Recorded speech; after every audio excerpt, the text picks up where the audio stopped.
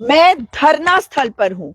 एकता विहार उत्तराखंड की राजधानी देहरादून का धरना स्थल, और मैं यहाँ पर इस जलते हुए आग के सामने खड़ी हूँ। मैं इसको अलाव नहीं कहूंगी, मैं इसे आग कहूंगी, क्योंकि युवा जो होता है उसके अंदर आग होती है। उस आग को भड़काने का अगर कोई काम करे तो वो निंदनीय होता है। और अगर मुख्यमंत्री पुष्कर सिंह धामी इसके जिम्मेदार हो तो ये बेहद ही निंदनीय होता है, क्योंकि मुख्यमंत्री का काम होता है कि वो मुखिया होता है तो अपने परिवार को संजो के रखे।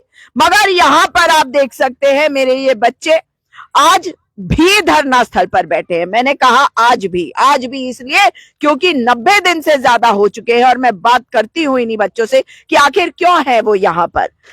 हैशटैग एड इरिगेशन 228 आप भी इसका इस्तेमाल जरूर करिएगा, क्योंकि मैं बताना चाहती हूं कि सतपाल महाराज इतने निकम्मे नाकारा निठल्ले मंत्री है कि उनकी कोई नहीं सुनता इस सरकार में। एक विज्ञप्ति आती है और मुख्यमंत्री जोर जोर से शोर करते हैं, बड़े बड़े होर्डिंग लगाते हैं, अपने चेहरे को पूरे पूरे राज्य में चिपका देते हैं और कहते हैं मैं नौकरियां दे रहा हूं। और इस नौकरी के लिए एक विज्ञप्ति जारी होती है। जो ओरिजिनल विज्ञप्ति में 228 पद थे वो नहीं होते इस विज्ञप्ति में। तो ये बच्चे जो एग्जाम देने की तैयारी कर रहे थे वो जाते हैं मंत्री के पास, सिंचाई विभाग वाले सतपाल महाराज। महाराज मत कहिए उनको, वो महाराज कहलाने के लायक नहीं है, वो जनता के सेवक हैं, वो सेवक बनना जानते नहीं। सतपाल रावत जी, आप मुझे ये बताइए कि आखिर मेरे ये बच्चे जो हैं ये क्यों आज धरना स्थल पे हैं और आप अपने घर में आराम से बैठे हैं। अपने घर में आपका परिवार है, आराम से बैठा परिवार। इन बच्चों के परिवार नहीं है। ये बच्चे यहाँ पे क्यों खड़े हैं ये बताइए सतपाल महाराज जी। आपकी कोई नहीं सुनता आपकी सरकार में, तो छोड़ दीजिए अपनी कुर्सी को, इस कुर्सी के लायक आप नहीं है। केवल एक पार्टी से उस पार्टी में जाने से लोकतंत्र नहीं बनता, लोकतंत्र के हत्यारे हैं आप। और आज आप उत्तराखंड की युवा शक्ति के हत्यारे बन रहे हैं। आज धरना स्थल पर अगर मैं खड़ी हूं तो मुझे ये सोचकर शर्म आती है कि मेरे राज्य में आपके जैसे नाकारा मंत्री होते हैं। और मैं आपको बता दूं कि 3200 ऐसे बच्चे हैं जो इस एग्जाम को क्लियर कर चुके हैं, क्योंकि 3 बार हो चुका है ना ये पूरा का पूरा, अभी ये बताएंगे। लेकिन ये 3200 बच्चे केवल ये कह रहे हैं कि जो 228 पद है उसको वापस ओरिजिनल विज्ञप्ति के हिसाब से आप जोड़े। और मंत्री जी ने पहले इन्हें कहा तुम एग्जाम की तैयारी करो और एग्जाम दो, उन्हें जोड़ दिया जाएगा। फिर एग्जाम क्लियर करने के बाद ये दोबारा मंत्री जी के पास गए तो मंत्री जी ने कहा कि हाँ मैं कर रहा हूं, तुम चिंता मत करो, इंटरव्यू की तैयारी करो, ये 228 पद सिंचाई विभाग के जोड़ दिए जाएंगे। मगर शर्म नहीं आती इस प्रचंड बहुमत की, प्रचंड अहंकारी सरकार को और इस सरकार के मुखिया पुष्कर सिंह धामी को, जिनको करीबन 24-25 विज्ञप्तियां दी जा चुकी है, मेमोरेंडम दे चुके हैं ये बच्चे और गुहार लगा रहे हैं कि 228 पद जोड़ दो। और नहीं जोड़ना तो बता दो ना, अपने घर जाएंगे वो। हमें पता है नाकारा है, निठल्ले हैं, मगर ये तो बताइए कि इन बच्चों का क्या दोष है, इनके परिवारों का क्या दोष है। बेटा आप लोग यहाँ पे आज धरना स्थल पे अभी भी मौजूद है, कुछ जने खाना खाने गए हैं और यहाँ पे धरना स्थल पर आप लोगों का अनशन पहले तुड़वाया भी गया एक बार। तो मुझे बताओ आप कि आखिर इसमें मामला क्या था, कितने पद हैं और 3200 कैसे सिलेक्ट हुए ये बताओ। मैम इसमें टोटल 228 जो इरिगेशन की इन्होंने हटाए पद हैं वो 228 पद है मैम। इन्होंने अध्याचन में देके विज्ञापन से उसको हटा दिया। हमने एग्जाम दिए मैम। अभी क्या होता है कि रिटर्न के बाद 3 गुना इंटरव्यू के लिए बुलाते हैं मैम, तो 3 गुना टोटल सीट के 3 गुना हमें 3200 बच्चों को इंटरव्यू के लिए बुला रखा है। तो 3 गुना जो नंबर है वो इंटरव्यू के लिए बुलाया है आउट ऑफ 3200 जो चयनित बच्चे टोटल 3 गुना है मैम हम लोग जी। हाँ। और हम लोगों का मैम आज अप्रोक्स 98 डेज आज कंप्लीट हो जाएगा। आज को हम अभी मतलब रात को भी यहाँ कम से कम 10-12 लड़के रहते हैं। 10-12 लड़के रात भी यहाँ रहते हैं और दिन में कम से कम 20-25 लड़के यहाँ आते रहते हैं मैम। वो जगह भी दिखाऊंगी जहां ये रहते हैं। अभी उस जगह से थोड़ा सा बाहर हम धरना स्थल पे है। यहाँ पे नर्सिंग वालों का धरना चल रहा था, है ना? जी मैम, जी तो वहीं पर ये अलाव जल रखा है। इस वक्त सारे बच्चे यहाँ पे है। जी बताइए। तो हम तो मैम यही चाहते हैं कि 98 दिन हो गए हमें, तो हम तो 98 डेज रह गए। हम तो ये बोलते हैं जो अधिकारी चाहे जो इनके लिए जिम्मेदार अधिकारी होंगे वो 2 दिन यहाँ शिद्दत से रह के देखे तो पता चल जाता है बच्चे 98 डेज कैसे रह पा रहे हैं। आप देख रहे होंगे बाहर कितनी कड़ाके की ठंड है और फिर भी हमारे टेंट देखिए मैम जगह जगह से फट चुका है, क्योंकि 98 डेज रहना उसमें अपने आप में हमने मैम हम यहाँ आए थे गर्मी के टाइम पे। गर्मी खत्म हो चुकी है, ठंड शुरू होनी है, ठंड भी खत्म हो जानी है 1-2 महीने में। लेकिन जैसे सरकार का लगता है मैम अभी 98 डेज है, न जाने कब तक करती कैसे करती मैम, समझ से ऊपर है चीजें। अच्छा, नहीं आप लोग कितनी बार मतलब अलग अलग जगहों पर जहां जहां पुष्कर सिंह धामी जी जाते हैं, आपका कोई ना कोई एक डेलीगेशन उनसे जाके मिलता है, विज्ञप्ति देता है।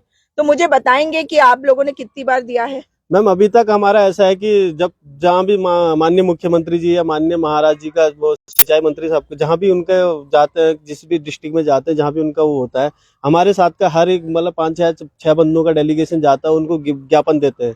कम से कम हमने 20-25-30 बार दे दिए होंगे माननीय मुख्यमंत्री महोदय के पास। हमारे साथ वाले लड़कों ने कम से कम 25-30 बार ज्ञापन दे दिया होगा। हर बार ही सामने से ये आता है, माननीय मुख्यमंत्री जी स्वयं बोलते हैं कि हम देख रहे हैं इस चीज को, करते हैं। लेकिन अभी तक मैम 98 डेज हो गए, अभी तक हमें कोई वो तो परिणाम नहीं निकले कि हम तो सोचें कि हाँ काम हो रहा है, हम अच्छी जगह, हम सही राह में चल रहे हैं मैम। क्या बेटा आपका नाम क्या है? मैम मेरा नाम विकास है। कहाँ से हो? मैम मैं उत्तरकाशी से बिलोंग करता हूँ। उत्तरकाशी से। आप सितंबर से यहाँ पे हो? जी मैम। घर नहीं गए? कहाँ से जाना मैम, घर एक वो खुशी होती है कि हमने एग्जाम दिया था, क्वालिफाई हुए थे इंटरव्यू की, तो सोचा था कुछ। हमने मैम दिवाली भी यहीं पे मनाई है। कल सभी लोग अपने घर वालों के साथ नए साल मनाते हैं, विगत वर्ष को अपने घर वालों के साथ रहते हैं। लेकिन हमारी देखिए ना, दुख भी यहीं पे, सुख भी, हर एक त्योहार यहाँ पे मनाया जा रहा है। क्यों मतलब क्यों इस नौकरी से इतना क्यों? क्योंकि मैम हम उस पीढ़ी से आते हैं, हम उस मिडिल क्लास फैमिली से आते हैं जिनके लिए गवर्नमेंट जॉब ही होती है ना। हमारे पास इतना पैसा है कि हम बिजनेस कर पाए, ना हमारे पास इतनी उम्र है कि हम बिजनेस को स्टार्टअप करें और एक उम्र में जाके सेटलमेंट करें। क्योंकि मैम हम उस पीढ़ी से, जहाँ हमें ये सिखाया गया था बचपन से कि आपको सरकारी नौकरी ही मिलेगी। आज सभी लोग कहते हैं कि स्वरोजगार अपनाइए, तो मैम हमको 25 साल तक तो यही समझाया गया कि नहीं सरकारी नौकरी। अब हमको 28-29 साल में कोई ये बोले कि आप स्वरोजगार अपनाए, तो हम कहाँ से अपनाएंगे स्वरोजगार? उसको सेटलमेंट करने में 35-40 साल लग जाएगा, तो हम क्या करेंगे तब तक? हम उस पीढ़ी के हम, इसीलिए हमारी एक आखिरी होती है कि एक सरकारी नौकरी लग जाए, तो कहते हैं कि सरकारी नौकरी के बाद 7 पीढ़ियां सुधर जाती है। तो शायद वो आज हमसे घर वालों के या चाहे हमारे जितने भी रिश्तेदार है कि चलो ये लग जाएंगे तो पीढ़ियां, आने वाली पीढ़ियां सुधरेगी, हमारे घर सुधरेंगे। विकास आप इनको दे दीजिए माइक। हाँ, आप कहाँ से हो बेटा और आपका नाम क्या है? मैम मेरा नाम संदीप है और मैं टिहरी गढ़वाल से हूँ। टिहरी से हो जी। बेटा, घर से घर वाले कहते नहीं है कि वापस आ जाओ, ये सब छोड़ दो? मैम ऐसा भी है, बोलते भी हैं, फिर ये भी कहते हैं कि अगर आप अपने लिए नहीं लड़ोगे तो कौन आपके लिए लड़ेगा। और दूसरा बेरोजगार है तो हमारे पास दूसरा कोई रास्ता नहीं है। मगर ये राज्य तो आंदोलनकारियों का राज्य है। और मैं देखूं, मैं ज्ञापन की जगह मेरे दिमाग में विज्ञप्ति आ रही है, क्योंकि विज्ञापन और विज्ञप्तियों का राज्य बन गया है। नहीं बन गया? बताओ। जी मैम, है ना? हाँ, तो मुझे मैम ऐसा लगता है कि जैसे हमें यहाँ पे 98 डेज हो गए और आपको सारी चीजें, आप हमें इतने टाइम से देख रहे हो, कवर कर रहे हो, हमने इसमें जो भी हो सकता है मैम कि एक प्रोटेस्ट को नए तरीके से करने की, ताकि गवर्नमेंट तक हमारी आवाज आए कि जो आज तक उत्तराखंड में किसी ने नहीं किया, हमने वो करने की कोशिश किया। अभी मैं आपको बताऊं कि 25 दिसंबर को अटल बिहारी वाजपेयी जी का जन्म दिवस था और गुड गवर्नेंस डे भी था। उस दिन हमने ब्लड डोनेशन कैंप, यहीं पे बैठ के हमने ब्लड डोनेशन कैंप करवाया और हमने जितने भी इंडिविजुअल स्तर पर अपने साथियों से भी कम से कम 50 यूनिट ब्लड डोनेट की। 50 यूनिट ब्लड आप लोगों ने डोनेट किया? 50 यूनिट ब्लड डोनेट की। और हमने इसलिए किया कि अटल बिहारी वाजपेयी जी का एक अलग स्थान है भारतीय राजनीति में। तो हमने कहा अगर ये इनसेंसिटिव लोग हैं तो हम अपनी सेंसिटिविटी दिखाते हैं कि अगर हम बेरोजगार होके और हमारे पास कुछ भी नहीं है, तब भी अगर हम अपना ब्लड दे सकते हैं, तो अगर हमें मौका मिले कहीं जॉब में और ये उत्तराखंड में कहीं काम करने का मौका मिले, तो हम इसकी प्रगति में अच्छा योगदान दे सकते हैं। हाँ। तो वो हमें मिल नहीं पा रहा है इतने टाइम से। आप जैसे देख रहे हो कि बार बार हम जाते हैं कि होता है, हो रहा है, ये हो रहा है, इस तरीके से चीजें चल रही है। नहीं होते? नहीं मैम, वो धुआं लग गया, भावुक नहीं होगा। वो क्योंकि अल्हम्दुलिल्लाह। जब तुम घर से इतनी दूर आके जी, खड़े जी, हो तो बिल्कुल हिम्मत के साथ। हाँ नहीं बेटा। नहीं डेफिनेटली मैम, हाँ हिम्मत तो है, हमें पढ़े लिखे लोग हैं और हम लड़ना हाँ भी जानते हैं, और हिम्मत हाँ तो डेफिनेटली हमारे अंदर है, और हाँ हिम्मत नहीं होती तो शायद हम यहाँ 98 डेज यहाँ पे होल्ड नहीं कर पाते। शाबाश। तो यही है हाँ मैम, मैं यही मैसेज कहना चाहूंगा कि जितने भी गवर्नमेंट से भी यही कहना चाहूंगा, और जितने भी ब्यूरोक्रेट्स हैं जो इसके लिए रिस्पॉन्सिबल है। खून चूसती सरकार है और फिर भी ये खून जो है अपना लहू दान दे रहे हैं लोगों के लिए। और कौन से दिन अगर अटल बिहारी वाजपेयी का सम्मान भाजपा करती, अगर अटल बिहारी वाजपेयी का सम्मान मुख्यमंत्री पुष्कर सिंह धामी करते, अटल बिहारी वाजपेयी जी का सम्मान सतपाल महाराज जी करते, या भाजपा का एक भी नेता अटल बिहारी वाजपेयी जी का सम्मान करते, तो आज वो यहाँ पर मौजूद होते और इन बच्चों के दर्द को समझते। किस हिम्मत के साथ ये धरना स्थल पर बैठे हुए हैं, क्या आपको दिखता है मुख्यमंत्री जी? मुख्यमंत्री जी, मेरा सवाल है आपसे कि इस सर्द रात में 30 दिसंबर की रात है, कल लोग जश्न मनाएंगे नए साल का, 1 जनवरी 2023 आएगी। जो कुछ आपने किया इस पूरे करीबन 11 महीने में, 10 महीने में, आप ये बताइए कि ये बच्चे मेरे यहाँ पर क्यों बैठे हैं, क्यों बैठे हैं धरना स्थल पर? इस बात का जवाब तो मुखिया देगा ही। मुखिया पिता तुल्य होता है और हर परिवार का मुखिया मुख्यमंत्री होते हैं, लेकिन यहाँ पर बच्चे रोज धरना देते हैं। क्या ये सही है मुख्यमंत्री जी? जवाब तो आपको देना ही पड़ेगा कि मेरे ये बच्चे आज यहाँ पे धरना स्थल पर इस कड़ाके की ठंड में आके बैठे क्यों हैं। बेटा आप माइक इनको दो। क्या नाम है आपका? सर मेरा नाम मनोज है, मैं टिहरी से हूँ। मैम अभी आपका एक सवाल था, सरकारी नौकरी क्यों? हाँ। ये जो सोच हमारी नहीं है, ये सरकार ने हमें थोपा गया है। जब चुनाव होता है तब बोला जाता है हम तुम्हें 22,000 पद देंगे, 24,000 पद देंगे, और ये ऐड देके हमारे घर पापा का फोन आता है कि बेटा तुम पढ़ क्यों नहीं रहे, कि सरकार हमें तो 22,000 पद दे रही है, 24,000 पद दे रही है, और उन्हें खाली गुमराह किया जाता है और हमारे माता पिता से वोट लिया जाता है। हाँ। और हाँ, उन्हें बोलते हैं कि तुम पढ़ क्यों नहीं रहे, निकल क्यों नहीं रहे, पर उन्हें क्या पता धरातल में ये 24,000 पद तो छोड़ो 228 ही नहीं दे पा रहे हैं, तो 24,000 तो बहुत दूर की बात है। मतलब जो 24,000 की बात कह रहे हैं वो सब छलावा है, झूठा है, छलावा है, हाँ, है ना? हाँ। और सरकारी नौकरी माता पिता कहते हैं कि तैयारी करो सरकारी नौकरी के फोन लिए। आ जाता है मैम उसी दिन हाँ। घर में, जिस दिन ऐड चलता है। उन्हीं लोगों का ना बेटा, मनोज कह रहे हैं कि उन्हीं माता पिता की बात कर रहे हैं ये, जो माता पिता भाजपा को वोट देते हैं, है ना? और दूसरा मैम हमारी भर्ती में ये कहते हैं मैम वित्त नहीं है, ये नहीं है। अब ये देखो मैम, यहाँ से राजपुर रोड में जाओ, करोड़ों लोगों की, करोड़ों रुपए की होल्डिंग लगी हुई है, सीएम साहब का चेहरा चमकाया जा रहा है, पीएम साहब का चेहरा चमकाया जा रहा है। अरे जब तुम काम करोगे तुम्हें वोट तो वैसे ही दे देंगे लोग, तुम्हें ये ऐड करने की जरूरत ही नहीं है। नौकरियां दे दोगे तो हर बच्चे का वोट तुमको मिल जाएगा। धरातल में काम करो। हाँ। जो आपने बोला, कम से कम जो कमिटमेंट किया उस पे आप अटल रहो ना। आप ऐसी झूठे वादे करते हो और फिर खाली लास्ट में होल्डिंग दिखो, न्यूज़पेपर देखो तो पूरा ही सारा उन्हीं का चेहरा दिखता है, तो कहाँ जाएगा आदमी का वोट? हाँ। खाली एड ही में तुम सारा पैसा बहा दे रहे हो। रोज उन पैसों से रोजगार दो, आपको वोट तो वैसे ही मिल जाएगा। हाँ, बिल्कुल सही बात है, आपको वोट तो ऐसे ही मिल जाएगा अगर आप कार्य करें, लेकिन कार्य तो नहीं करती है ये सरकार। क्योंकि अभी आपने सुना मनोज की बात को, जो टिहरी गढ़वाल से है, कि छलावा है। जब भारतीय जनता पार्टी कहती है कि 24,000 नौकरियां देगी, जब मुख्यमंत्री पुष्कर सिंह धामी कहते हैं कि 24,000 नौकरियां वो देंगे, तो मैंने आपको वो 929 अतिथि शिक्षक पद वाली बात भी बताई थी कि कितना बड़ा छलावा है वो, किस तरह से बेवकूफ बना रहे हैं पुष्कर सिंह धामी जी। पुष्कर सिंह धामी जी, ये लोकतंत्र है। अगर आज आप सरकार में बैठे हैं तो मैं विपक्ष में खड़ी हूँ, कल हो सकता है कि मैं आपकी जगह पर बैठी हूँ और आप मेरी जगह पे होंगे। उस वक्त मैं आपकी अगर आवाज ना सुनूं तो आपको कैसा लगेगा? आपको तो पता नहीं क्या लगेगा, क्योंकि आपका दिल छोटा है, मन छोटा है। तो मैं ये जरूर कहूंगी कि आपको बहुत ही बुरा लगेगा। मुझे बुरा नहीं लग रहा, मुझे दुख इस बात का है कि जनता ने आपको बहुत सारा प्यार दिया, आप अपने गृह क्षेत्र से हार गए। मुख्यमंत्री पुष्कर सिंह धामी जी हार गए, और सिर्फ इसलिए क्योंकि प्रधानमंत्री नरेंद्र मोदी को यह कहना है कि जो मैं कह रहा हूं वही होगा, इस वजह से आज आप मुख्यमंत्री हैं। मगर मुख्यमंत्री पुष्कर सिंह धामी जी, अगर आप उस कुर्सी पर बैठकर मेरी आवाज नहीं सुन रहे हैं तो आपकी निंदा करी जानी चाहिए और धिक्कार है आप पर।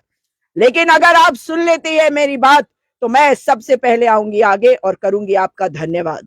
मैं हमेशा सही का साथ देती हूं, कभी गलत का नहीं। लेकिन मेरे राज्य के बच्चे अगर आज सड़कों पे है तो मुझे 1994 का वो दिन याद आता है जब जुलूस निकला था राज्य आंदोलनकारियों के साथ। मैंने उस जुलूस में प्रतिभाग किया था। यहाँ के सब स्कूल के बच्चों को उनको कोऑर्डिनेट करके स्कूलों के साथ उनके साथ उसमें प्रतिभाग किया था। इसलिए नहीं किया था कि आज आपके जैसे लोग धूर्तता दिखाए, मक्कारी करें और हमारे बच्चों को उनका अधिकार ना दे। आखिर क्या मांग रहे हैं ये बच्चे?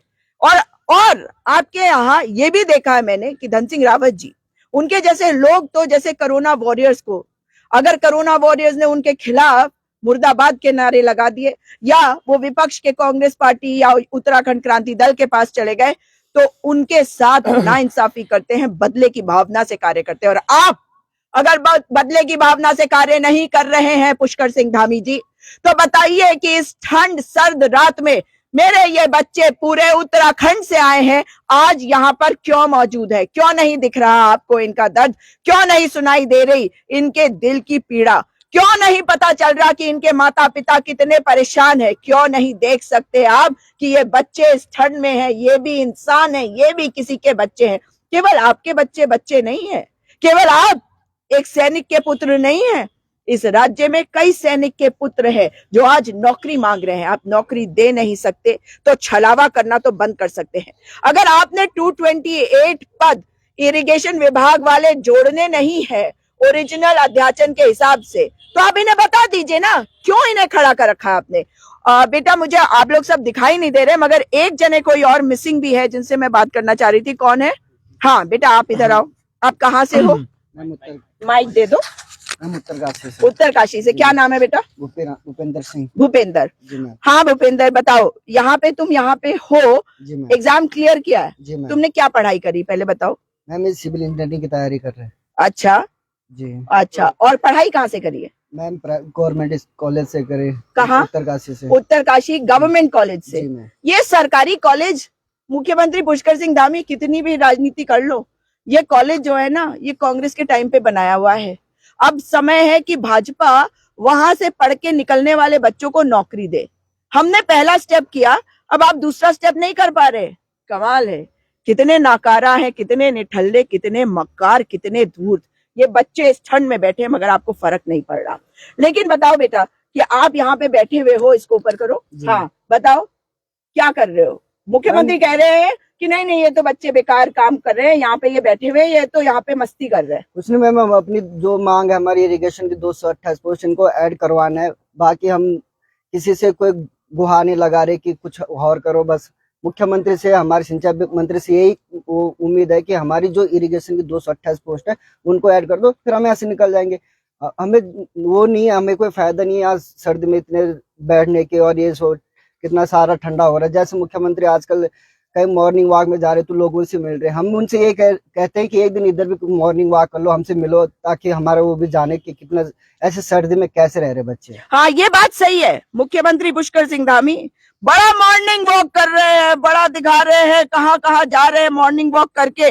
आप मॉर्निंग वॉक करते हुए क्यों नहीं आ जाते धरना स्थल? अरे उत्तराखंड की राजधानी देहरादून के दिल में आप रहते हैं, मगर इस दिल में खोखलापन है। असली दिल तो ये यहाँ है धरना स्थल पर। जो ये आग लगी हुई है यहाँ पर, इस आग को गर्मी में बदल दीजिए। और मुख्यमंत्री पुष्कर सिंह धामी अगली बार वॉक करने के लिए निकलेंगे तो एकता विहार जरूर आइएगा। ये एकता विहार धरना स्थल है और यहीं से लोकतंत्र की आवाज मजबूत होती है।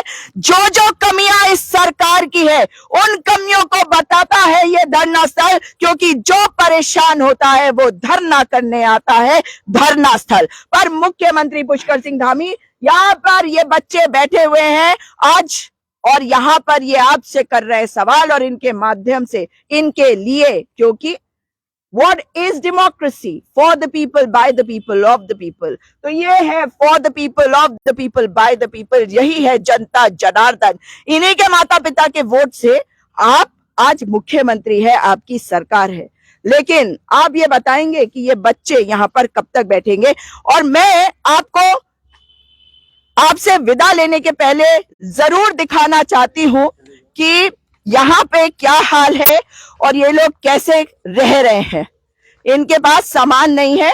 एक छोटा सा इन्होंने एनक्लोजर बना रखा है जिसमें आप देख सकते हैं कि कभी मुख्यमंत्री आवास कूच किया, आमरण अनशन किया और कनिष्ठ अभियंता के 228 पदों के लिए ये केवल अपनी मांग को आपके सामने रख रहे हैं। और ये देखिए, खाना बनाने के लिए बस इतना सा सामान, कैसे ये इसका जुगाड़ कर रहे होंगे ये आप समझ सकते हैं। मगर दुख की बात है पुष्कर सिंह धामी जी कि आपको दिख नहीं रहा कि सर्द रात में इतनी सर्दी है और ये बच्चे यहाँ पर रह रहे हैं। मुख्यमंत्री जी कुछ तो शर्म करो, आपके राज्य के बच्चे भूखे हैं। बापू की तस्वीर के नीचे बैठे हैं गोडसेवादियों। अब बापू का सम्मान करने का दिखावा करते हो, कम से कम अब तो सम्मान करने का समय आ गया, दिखावा ही कर दो। इन बच्चों से आकर बात ही कर लो। नहीं करोगे क्या मुखिया? नहीं करोगे धामी जी? नहीं करोगे पुष्कर सिंह धामी? पुष्कर सिंह धामी जी मेरे बड़े हो क्योंकि मेरे मुख्यमंत्री हो, उम्र में मुझसे छोटे हो, मेरे छोटे भाई हो। डांट भी सकती हूँ और डांट रही हूँ और कह रही हूं कि अपने कर्तव्य को करो, राजनीति को एक तरफ रखो, राजनीति से दूर हटो और जो सच्चा है, जो अच्छा है वो करो। और वो सच्चा और अच्छा ये है कि ये बच्चे यहां पर जो आज बैठे हुए हैं इनकी मांग को सुनो, इनके 228 पद जो है वो जोड़ो। हाँ बेटा, आप क्या बोलना चाहते हो विकास? मैं उत्तराखंड गवर्नमेंट से एक अपील करना चाहूंगा कि 2023 तो हमारा पूरा ऐसे ही निकला, 2022 तो हमारा ऐसे ही निकला है और ये कल 31 है और फिर 2023 शुरू हो जाएगा। तो एटलीस्ट ये सभी स्टूडेंट के बिहाफ पे हमें पॉलिटिकल पॉइंट ऑफ व्यू से ना देखकर उत्तराखंड का बच्चा समझकर जो हमारी मांगे आप उन पे फैसला ले और नए साल का तोहफा दे हमें। हम नहीं चाहते हैं कि मैम कि हम 2023 की शुरुआत भी ये धरना स्थल में करें और यूं ही यहीं पड़े रहें और बैठे रहें, क्योंकि हम पिछले 4-5 महीने तो से काफी परेशान है और लगातार धरने में है। तो अगर आपके अंदर जरा सा भी ऐसा है कि ये उत्तराखंड का यूथ है, हमारे लिए आप कुछ करना चाहते हो, तो मेरी रिक्वेस्ट है और सभी बच्चों की रिक्वेस्ट है कि आप प्लीज नए साल का तोहफा दें और 2023 हम अपने घर वालों के साथ रह सके और अपना कुछ आगे देख सके। तो प्लीज आप हमारी मांगों पे एक बार सोचें और इसे जल्दी करें। Thank you ma'am. जी, आप भी कुछ कहना चाहते हो? हाँ, जो युवाओं में सीएम साहब जो प्रदेश के मुख्य हैं और बेरोजगारों के भी मुख्य हैं, उनसे एक रिक्वेस्ट करना चाहता हूँ, जो युवाओं की शक्ति है धरने पे लग रही है, वो हम राज्य के उत्थान में देना चाहते हैं। तो ये जो 228 पद इरिगेशन के जल्द से जल्द ऐड कर दिया जाए और जो ये युवाओं की शक्ति है वो राज्य के उत्थान में देना चाहते हैं हम। और नए साल के उपहार में मुख्यमंत्री से एक रिक्वेस्ट करके बोलते हैं कि ये 228 पद जोड़ दीजिए और हमें नए साल का उपहार दीजिए। धन्यवाद मैम। मैं आपके माध्यम से माननीय उत्तराखंड सरकार और माननीय मुख्यमंत्री, माननीय सिंचाई मंत्री साहब को बोलना चाहता हूँ कि देखिए आखिरकार हमारा साल कैसे बीता आप देख सकते हो, ये इसमें सोने को मजबूर है युवा। ये देखिए मैम, हम नहीं चाहते कि 2023 भी हमारा स्टार्टिंग इसी तरीके से बीते। तो मैं आपके माध्यम से आपका भी बहुत बहुत धन्यवाद मैम, आपने पहले दिन से बहुत सहयोग किया है और शायद से सरकार को जो काम करना चाहिए था आज विपक्ष को कर रहा है। अगर सरकार सही टाइम पे मदद ले देती तो शायद विपक्ष को भी सामने नहीं आना पड़ता। लेकिन मैम आपका भी बहुत बहुत धन्यवाद है, आप लोगों का पहले दिन से सहयोग रहा है, वो चीज हम जानते हैं। मैं आपके माध्यम से माननीय मुख्यमंत्री साहब को यही बोलना चाहता हूँ कि आप युवाओं की शक्ति को सही डायरेक्शन में लगाइए। अगर युवा सही डायरेक्शन में जाएंगे तो पढ़े लिखे इंजीनियर अगर विभागों में जाएंगे तो ना कभी पुल गिरेंगे ना कभी बिल्डिंगें गिरेगी। कब तक बैकडोर से काम चलाओगे, कब तक आउटसोर्सिंग से काम चलाओगे? पढ़े लिखे युवा, जो युवा 4-4 पेपर देके इंटरव्यू देके क्वालिफाइड हो रहे हैं, उनको जगह दीजिए। और ये कोई ऐसे नहीं है मैम कि हम कोई गलत मांग नहीं है हमारी। हमने जिस चीज के लिए मेहनत करी है, हमने वही कहानी हो गई थी कि पहले दिन हमें बोला गया था कि आपको 4 रोटी मिलेगी, खाना खाने बैठते 1 रोटी मिलती है, हक हमारा ही है। तो मैम आपके माध्यम से ये दूंगी, युवा परेशान है और आप भी युवा है माननीय मुख्यमंत्री जी, हमारा निवेदन स्वीकार करिए और हाथ जोड़ के विनती करते हैं कि 2023 को अच्छा हमारे लिए भी अच्छा बनाने की कोशिश करिए मैम। Thank you ma'am. तो आपने सुना, ये भावुक ही करता है। इन सब की बातों को सुनकर दुख होता है ना। मैं मुख्यमंत्री जी आपसे जानना चाहती हूँ कि आखिर आपको दिखाई नहीं देता क्या इनका दर्द? आप ये देखिए, पाला टपकता है, इसलिए इन्होंने ये दूसरा वाला ये लगा रखा है, दिख रहा है यहाँ पे, देखो। सुबह तक क्या हालत होती होगी। तो आप लोग इसको धूप दिखा देते हो। नहीं मैम, धूप में सुखाना भी कहाँ है, ये फिर ऐसे ही रहता है जब से बिछाए, फिर क्या करना है। फिर युवा ऐसी सुइयां देखिए, कद्दू की स्थिति देखिए, स्थिति देखिए। ये देखिए, ये इस तरीके से इनको रहना पड़ रहा है। क्या ये सही है? क्या ये सही है कि बच्चे बापू की इस तस्वीर को, आप इस तस्वीर को देखिए, बापू की इस तस्वीर को लगाकर यहाँ पर बैठे हुए हैं और मांग कर रहे हैं, बापू, अब तो बापू के से ही ये मैं निवेदन कर सकती हूँ, बापू से ये प्रार्थना करती हूँ कि बापू रास्ता दिखाओ, बापू रास्ता दिखाओ, ताकि हमारे मुख्यमंत्री जो है उनकी आंखें खुले। बापू रास्ता दिखाओ ताकि इन बच्चों को इस सर्दी में यहाँ ना बैठना पड़े अपने परिवारों से दूर। बापू रास्ता दिखाओ मुख्यमंत्री पुष्कर सिंह धामी को। मैं बार बार आपसे प्रार्थना कर रही हूँ बापू, क्योंकि आप राष्ट्रपिता हैं। आपकी महत्ता को कम कर रहे हैं ये, मगर आपकी महत्ता कभी कम नहीं हो सकती, आपकी शक्ति कम नहीं हो सकती। और मैं बापू से फिर प्रार्थना करती हूँ और हाथ जोड़कर प्रार्थना कर रही हूँ बापू कि मुख्यमंत्री पुष्कर सिंह धामी को रास्ता दिखाओ, कि उन्हें समझ में आए कि आपकी तस्वीर को लगाकर जो बच्चे यहाँ पर बैठे हैं, धरना दे रहे हैं, उनकी बात को सुने, उनसे वार्ता करें, उनको दर दर की ठोकरें यूं ना खिलवाएं। मुख्यमंत्री पुष्कर सिंह धामी आज जिस राजनीति का प्रतीक है बापू, वो ये है कि लोगों को सत्ता में आने के पहले बरगलाओ, उनको छल दो, उनको धोखा दो, उनको झूठे वादे करो, और उसके बाद जब वो सत्ता में आ जाते हैं बापू, तो उन सारे वादों को वो भूल जाते हैं। इसलिए मैं प्रार्थना करती हूँ आपसे बापू, महात्मा गांधी जी, कि आप जहां कहीं भी हो, अपना आशीर्वाद इन बच्चों पर भी रखो और अपना आशीर्वाद मुख्यमंत्री पुष्कर सिंह धामी पर भी करो। लगता है जैसे पुष्कर सिंह धामी पर आपका आशीर्वाद नहीं आया है अब तक। उनको अपना आशीर्वाद दो बापू, ताकि उनको ये बात समझ में आए कि जनता के लिए चुने गए हैं वो, जनता के द्वारा चुने गए हैं वो, और वो गलत कर रहे हैं। इसलिए अब वो न्याय करें, और जो नौकरियां वो दे नहीं सकते उनके बारे में छलावा अवश्य कर रहे हैं बापू, मगर उनको ये दिखाओ, उनको ये बताओ, उनको इस चीज का एनलाइटनमेंट हो बापू, कि वो लोगों की भावनाओं को आहत करना बंद करे, उनको छलना बंद करे, और इन बच्चों को जो नौकरी के हकदार हैं, ये जिस एग्जाम को इन्होंने क्लियर किया है, जिसके लिए इनको बुलाया गया है इंटरव्यू के लिए, उसमें ये जो 228 इरिगेशन के पद है, इसको जोड़े। बापू, आपके ऊपर पूरा भरोसा है। मुझे पता है कि अगर मुख्यमंत्री पुष्कर सिंह धामी मुझे देख रहे होंगे, तो आपको भी देख रहे हैं, और आपसे जरूर उन्हें ये उम्मीद भी मिलेगी, ये हौसला भी मिलेगा कि वो सही कर सके और ये 228 इरिगेशन के पदों को वे जोड़े।